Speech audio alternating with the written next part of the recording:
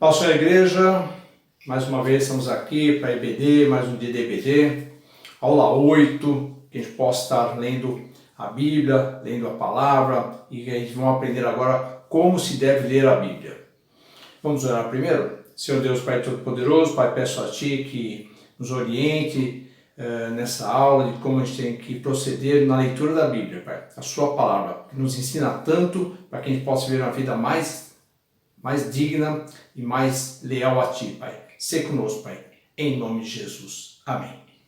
O texto base da nossa revista está em Lucas 4, 16 a 21, que diz: Ele foi a Nazaré, onde havia sido criado, e no dia de sábado entrou na sinagoga, como era de costume. E levantou-se para ler, e foi-lhe entregue o livro do profeta Isaías. Abriu e encontrou o lugar onde estava escrito: O Espírito do Senhor está sobre mim, porque me ungiu para pregar boas novas aos pobres. Ele me enviou para proclamar liberdade aos presos e recuperação de vista aos cegos, para libertar os oprimidos e proclamar o ano da graça do Senhor. Então ele fechou o livro, devolveu-o ao assistente e assentou-se. Na sinagoga todos tinham olhos fitos nele. E ele começou a dizer: Hoje se cumpriu a escritura que vocês acabaram de ouvir. Leitura bíblica de Lucas. O versículo-chave vamos trabalhar é Lucas 4, 16 e 17, que diz assim: Ele foi a Nazaré, onde havia sido criado, e no dia de sábado entrou na sinagoga, como era seu costume. Ele levantou-se para ler. Foi entregue o livro do profeta Isaías, abriu e encontrou o lugar onde estava escrito. Vocês conhecem o resto do final, né?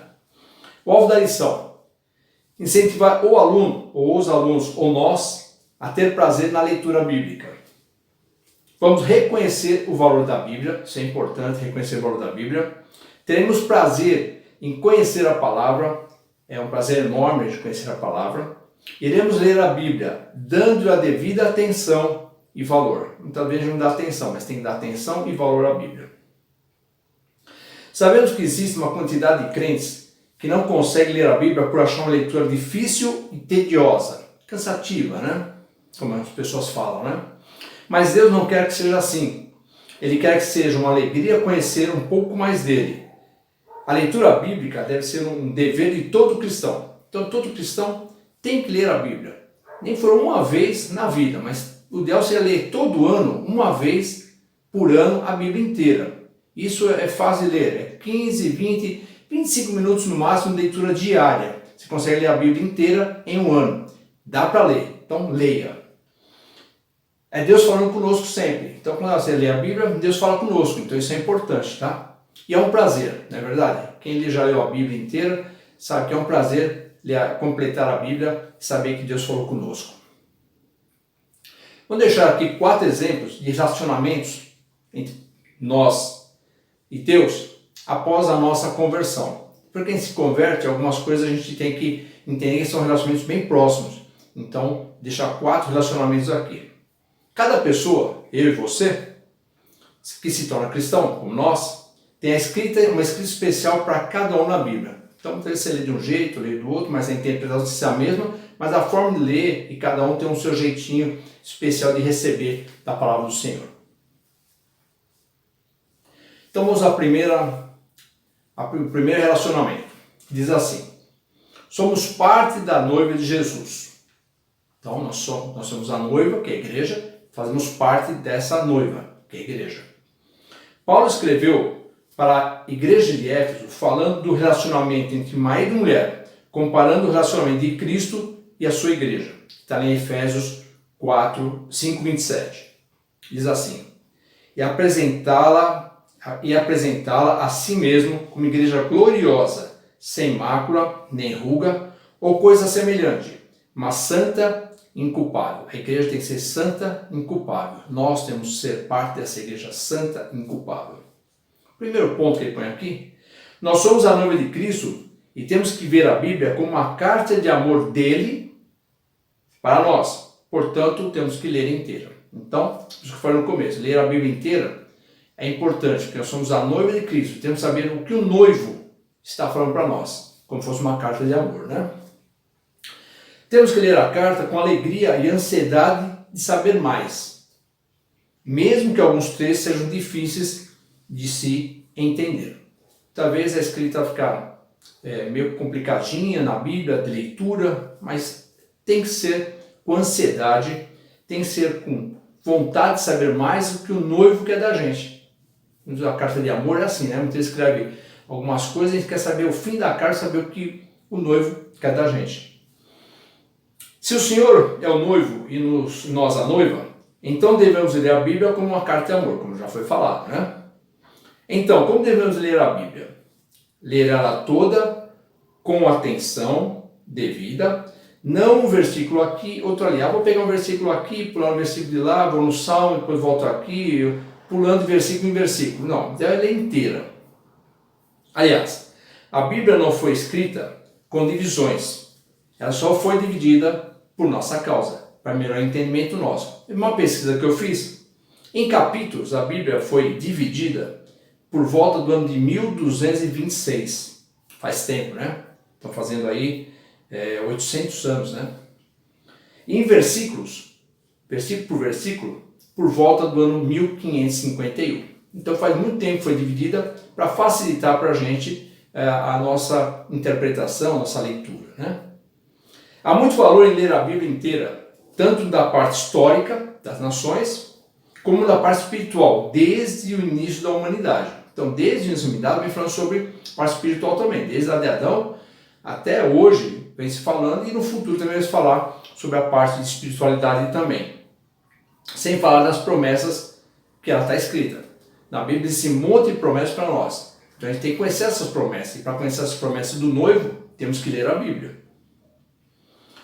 Nós, como a noiva, temos que ler a carta inteira, como já foi falado, mesmo que ela tenha algo escrito, de forma a não entendermos muito bem, por causa da escrita. A forma, o jeito, o tipo de palavra, né, a posição da palavra na escrita, ou mesmo ler algo que não nos agrada no momento da leitura. Muitas vezes você lê, fala sobre alguma coisa que você não se agrada, quem sabe morte de muita gente, como no passado aconteceu, mas tem que ser lido.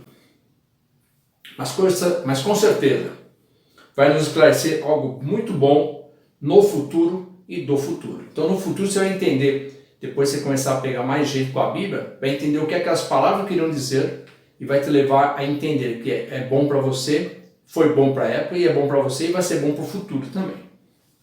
De vez em quando somos preguiçosos, infelizmente a gente encontra isso pelo cansaço do dia a dia, ou por não gostar muito de leitura, ou por não gostar muito de ficar 15, 20 minutos parado lendo, a gente é meio preguiçoso, né?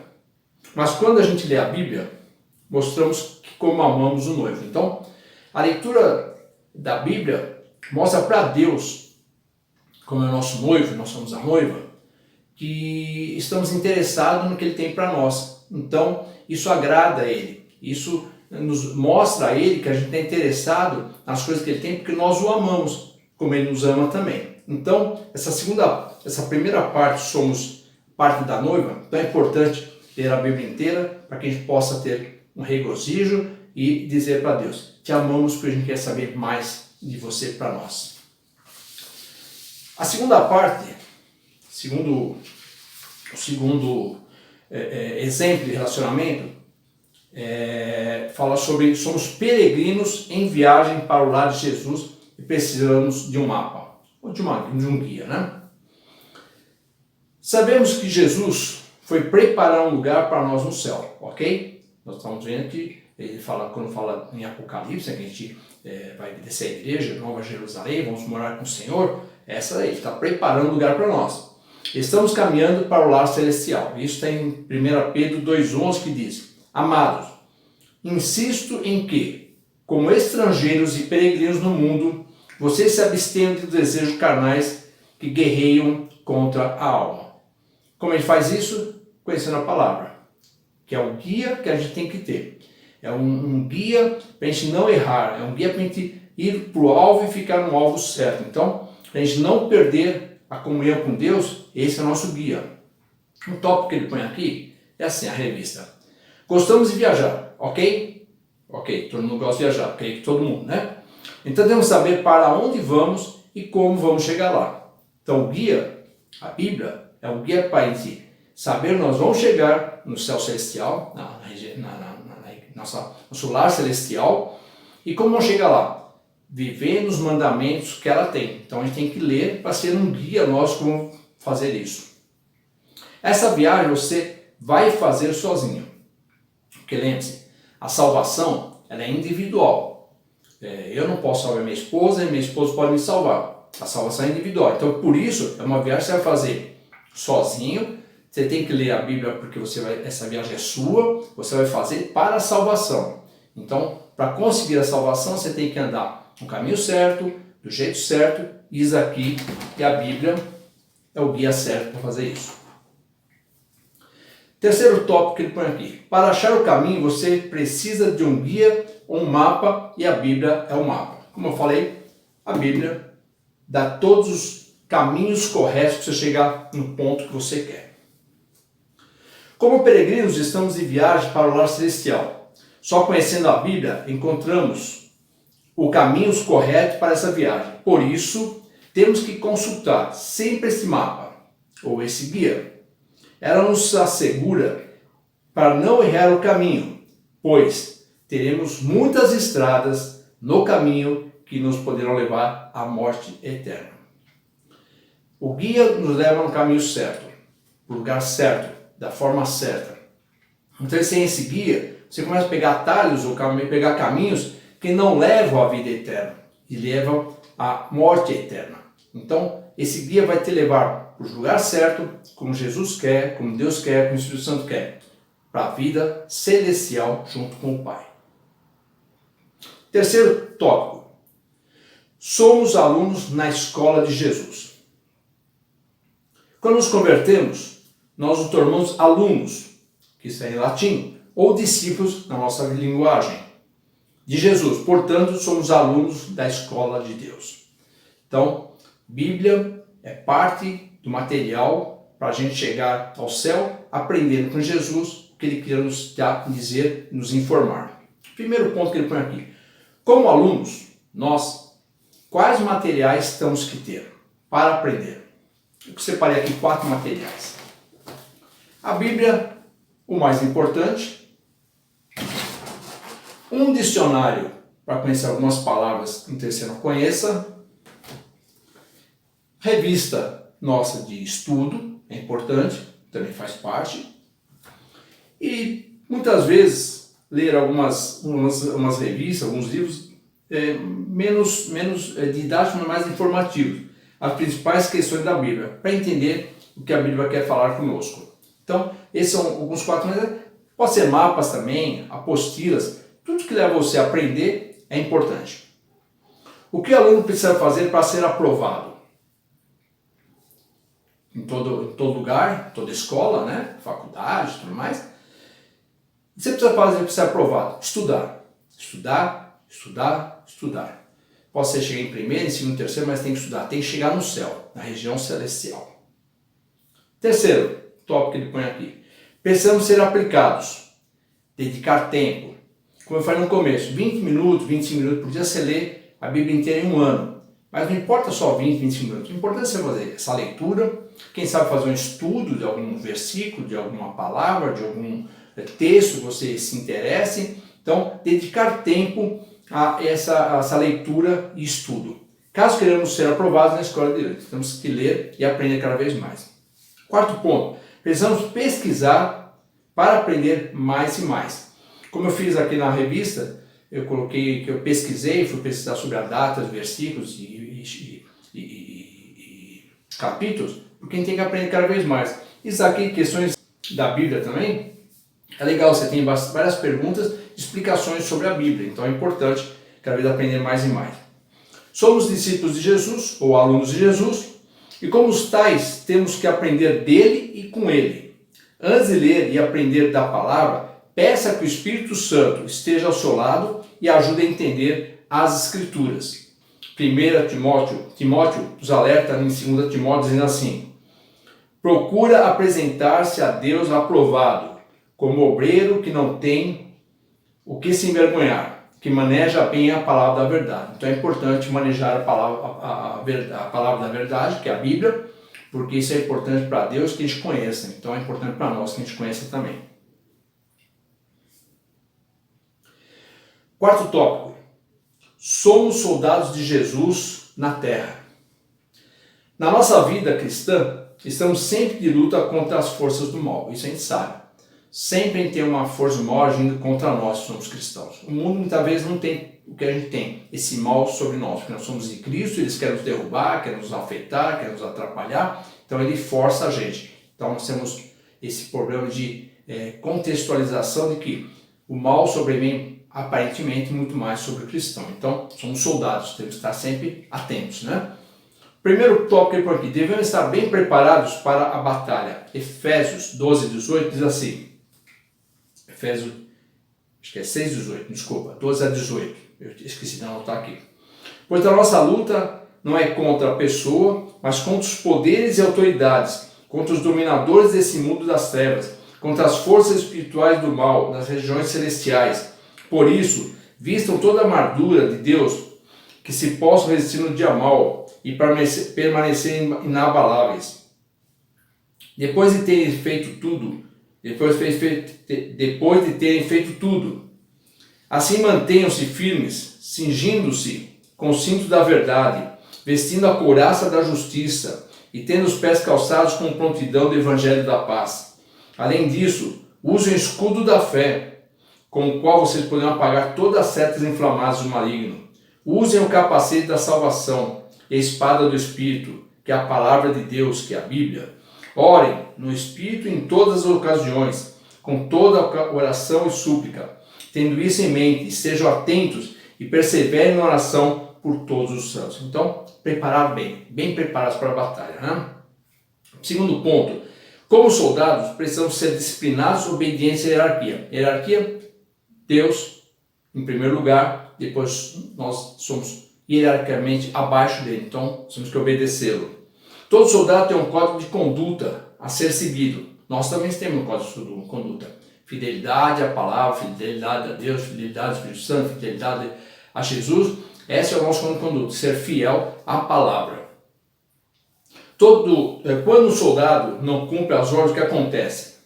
Talvez o soldado não cumpre a ordem, o que acontece? Nos torna inimigos, bem dizer assim, de Deus. Porque quando você não cumpre a palavra, você indo contra ele. E contra ele você se torna inimigo. Aparentemente é isso, né? Quando o soldado não está bem preparado, o que acontece?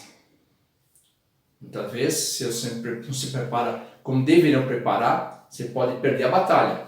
Isso é muito ruim, porque se você perder a batalha, não chega ao seu alvo final, que é a casa celestial, junto com o Pai, né? Quem é o soldado cristão tem que obedecer. Lógico que eu coloquei Cristo aqui, mas basicamente é a Trindade, que formam um só, né? Então, a Cristo, a Palavra, a Deus, ao Espírito Santo, todos formam um, que é a Trindade, né? Nós não podemos seguir a carreira militar de discípulos se não tivermos plena consciência das funções e do comportamento que devemos ter como militar. Então, nós sabemos que nós temos que ser cristão, discípulo, conhecendo o que nós temos que fazer, em plena consciência de quem nós somos e como nós devemos fazer, como devemos agir dentro do reino. Então, nós somos como militar, temos que ser obedientes. Em outras palavras, como bom soldado, devemos guardar os mandamentos do nosso general para sermos abençoados e vencermos nosso inimigo. Como você vence o inimigo? Sendo obediente a Deus e à palavra dele. João 15,14 diz assim: Vós sois meus amigos, se fizeres ou se fazes o que vos mando. Então, o que você manda, que Deus manda, a gente faz, somos amigos dele, senão somos inimigos. Em João 14,21 diz: Aquele que tem os meus mandamentos e os guarda, esse é o que me ama. Você ama a Deus? Ama Jesus? Ama o Espírito Santo? Tem guardado os mandamentos? Se você não guarda, o que diz aqui? Se guarda os meus mandamentos, diz que me ama. Se não guarda os mandamentos, aparentemente ele está dizendo que você não o ama. Então, temos que amá-lo, temos que guardar os mandamentos.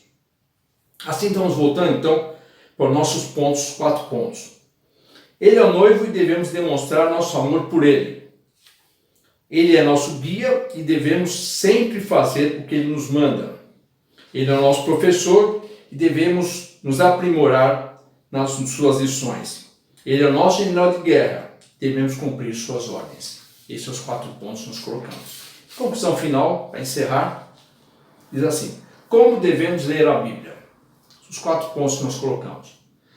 Completamente como uma carta de amor. Leia como fosse uma carta de amor. Com carinho, com paciência, com ansiedade. Segundo ponto, constantemente como um mapa de viagem. É um guia. Um guia para você chegar aonde você quer chegar, do jeito que Deus quer chegar, tem que ser através do guia, da palavra, senão você não chega no lugar correto. Diligentemente como um livro, texto completo, como aluno. Aprenda da palavra, aprenda da Bíblia, aprenda o que o Espírito Santo quer falar, que Deus, que Jesus quer falar com você através da palavra, que aí você vai pegar esse livro especial e vai amar lê-lo toda vez, todo dia, todo ano, porque isso é importante. E conscientemente, como fosse ordens militares. Mandou, o Senhor mandou, cumprindo. Deus mandou, cumprindo. O Espírito Santo mandou, cumprindo. A palavra está falando, cumpre também. Que é importante para nós, para você, para mim, para toda a igreja, Se a gente ler a Bíblia com essa orientação de amor, de mapa, de estudo e de exercício militar, acharemos não só interessante, mas fascinante. Quem já leu a Bíblia completa, tenho certeza que acha fascinante. Que Deus possa revelar a todos e a nós em cada leitura bíblica, que Deus esteja com você, Deus esteja com a sua leitura, Deus esteja contigo. Coloque no seu coração, ler a palavra de Deus é muito importante para você e para o reino. Deus abençoe a todos, em nome de Jesus.